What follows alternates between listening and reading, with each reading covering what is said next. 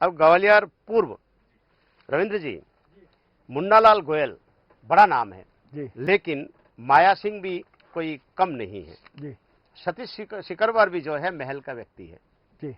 तो क्या कहते हो कि ये जो सीट है, इस सीट पर कौन जीत सकता है?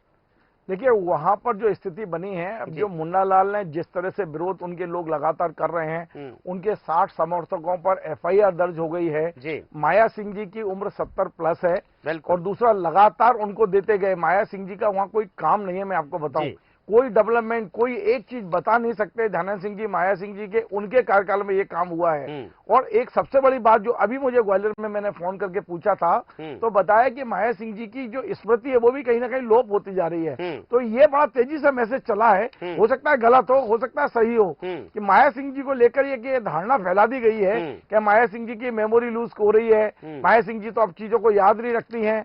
सतीश सिंह ने कहा सबसे बड़ा वो जो प्लस पॉइंट है, दिन भर झुका रहता है, जो मिल जाए, छोटा हो उम्र में बड़ा हो, पैर छूलेगा, आप कोई काम बताएंगे वहीं से फोन करेगा वो, और फोन करने के बाद तत्काल समस्या का समाधान करेंगे।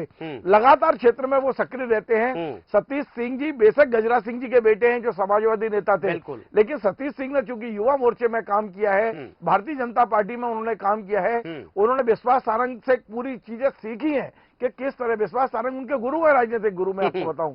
सतीश सिंह उनकी जो काम करने की स्टाइल है वो टोटल बीजेपी से ली हुई है। बीजेपी की हर जो कहना चाहिए ना, हर चाल को वो जानते हैं सतीश सिंह, इसलिए मुझे लगता है कि ग्वालियर पूरब में सतीश सिंह का पलड़ा भारी हो सकता है। चलिए, ये जो है माया सिंह वैसे कमजोर तो नहीं है, लेकिन रविंद्र जैन साहब का कहना है कि सतीश सिकरवार का यहाँ पलड़ा भारी है। सूरज जी, क्या आपके सर्वे रिपोर्ट क्या कहता है? मैं बता दूं कि इससे पहले के जो चुनाव थे तो 74,518 वोटों से सतीश सिकरवार की जो जीत हुई थी, डॉक्टर सतीश सिकरवार जीते थे और भारतीय जनता पार्टी की टिकट पर लड़े मुन्नालाल गोयल को हराया था। माया सिंह और सतीश सिकरवार के बीच जो टक्कर है, इस टक्कर में कहीं ना कहीं जो बातें रविंद्र जैन जी ने कही है कि माया सिंह के प्रति जो वहां सोशल मीडिया पर एक कैंपेन चलाया जा रहा है, इस तरह से फैलाया जा रहा है, और इसके साथ ही एक और बात है कि ये जो सीट है कहीं ना कहीं जीत का अंतर भले ही कम हो सकता है, क्योंकि माया सिंह भी मजबूत प्रत्याशी है भारतीय जनता पार्टी की, पूर्व मंत्री रही हैं, लेकिन यहां ये सतीश सिकरवार, जीत का अंतर भले ही कम हो जाए लेकिन सतीश सिकरवार मजबूती के साथ चुनाव लड़ रहे हैं। तो ये तो महल के लिए बड़ी बात होगी। पंडित जी, आप विधानसभा क्षेत्र में आता है जी, वही मैं बोल रहा हूँ कि महल के लिए पिछली बार हारा, उपचुनाव में हारा है महल। हाँ, अच्छा पंडित जी, आप क्या कहना चाहते हैं कि इस विषय में आपके इसमें गणित क्या कहता है?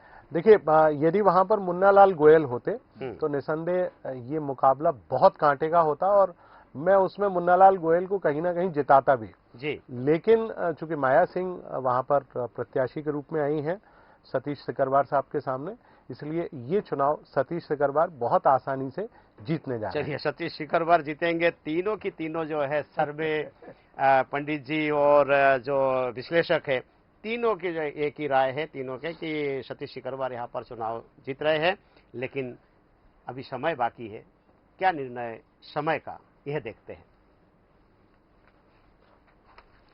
भैया एसी बंदी करके